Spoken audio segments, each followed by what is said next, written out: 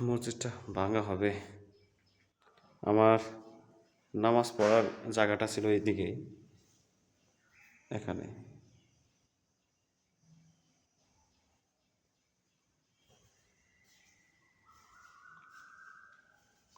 টাইস মাইস সবই ভালো আছে, কিন্তু উপরে মিনারগুলো ভালো নাই।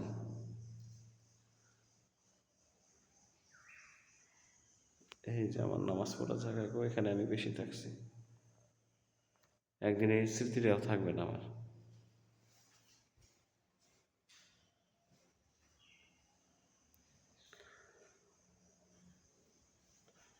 আর এই যে মিডলে মাঝে মাঝে পড়ছি,